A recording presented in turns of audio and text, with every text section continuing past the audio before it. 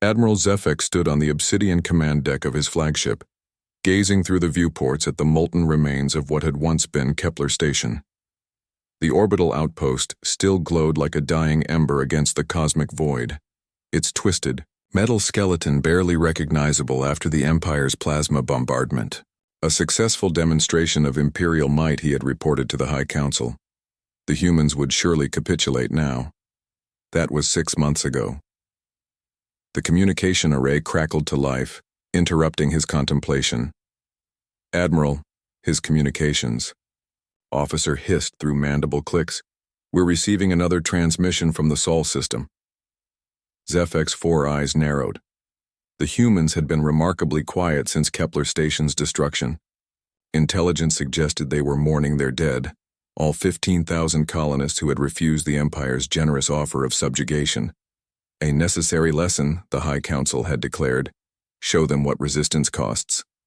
"Display it," Zefek commanded. The holographic projection materialized before him. A human female appeared, her hair gray at the temples, her eyes carrying the weight of authority.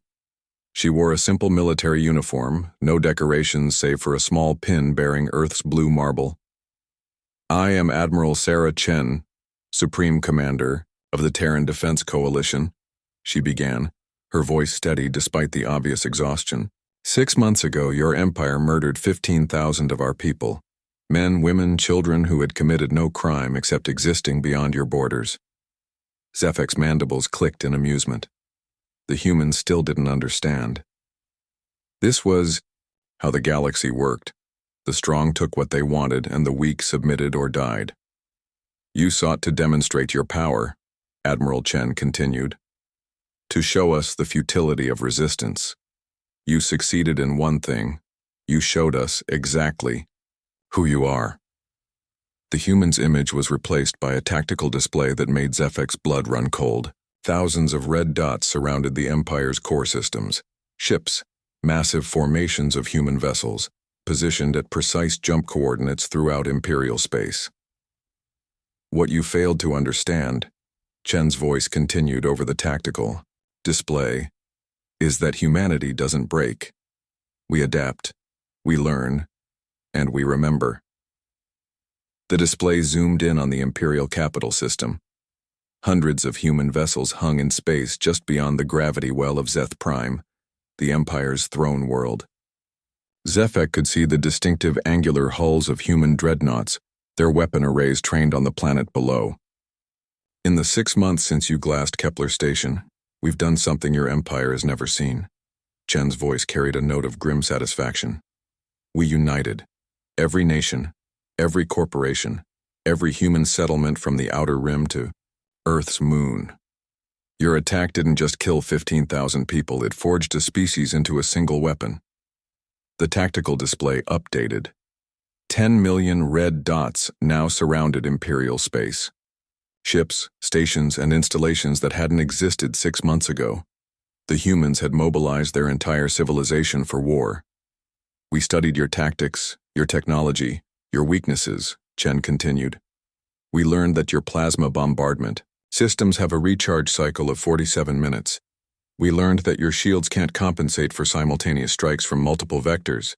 We learned that your empire has grown fat and complacent, believing that fear is strength." Zefek found his hands trembling as he gripped the command console. This was impossible. No species could mobilize this quickly, this completely. The logistics alone should have taken years. "Today, you have a choice," Admiral Chen said, her image returning to the display. "Unconditional surrender, or we demonstrate what happens when you threaten humanity's children." The transmission cut to static. Zefek's command center erupted into chaos as reports flooded in from across the Empire. Human fleets had simultaneously appeared at every major Imperial system. They hadn't just positioned themselves for attack, they had brought construction platforms, mining operations, supply chains. This wasn't an invasion force, it was a complete military migration. "Sir," his tactical officer's voice cracked, "they're broadcasting the same message across all Imperial frequencies. Every citizen, every world, every ship is hearing it." On the main display, Admiral Chen's face appeared again, but this time she was addressing the Empire's population directly. "Citizens of the Galactic Empire," she said, "your leaders have told you that conquest is strength, that fear ensures order. They are wrong. Your government murdered our families to demonstrate power. In response, we have surrounded every world you hold dear." The tactical display showed the truth of her words. Human vessels hung over Zeth Prime like the sword of Damocles. Billions of Imperial citizens looked up at their skies to see alien ships that could end their civilization with a thought. "But we are not your leaders," Chen continued. "We will not glass your worlds. We will not murder your children. Instead, we offer you what your empire denied us: choice." Zefek watched in horror as reports came in of Imperial fleet commanders surrendering, not out of cowardice but out of calculation. The humans had demonstrated something more terrifying than destructive capability. They had shown restraint coupled with overwhelming force. "We know you're watching, Admiral Zefek." Chen's voice suddenly addressed him directly. "The architect of Kepler Station's destruction. We've been monitoring your communications for months. We know about the High Council's orders, about the Empire's expansion plans, about the other species marked for subjugation." The human admiral leaned forward, and for the first time Zefek saw something truly frightening in her eyes. Not rage, not hatred, but cold, calculated justice. "Your empire ends today," she said simply. "Not through conquest, but through choice. Every citizen who wishes to live in freedom may do so. Every world that chooses peace will know it. But those who cling to the old ways, who believe that strength comes from oppressing others, they will discover what it means to face humanity united." The transmission ended, leaving Zefek alone with the reality of his situation. Outside his viewports, human vessels began appearing, their hulls gleaming with weapons that could crack moons, but they held their fire, demonstrating the restraint that made them more dangerous than any fleet in the galaxy.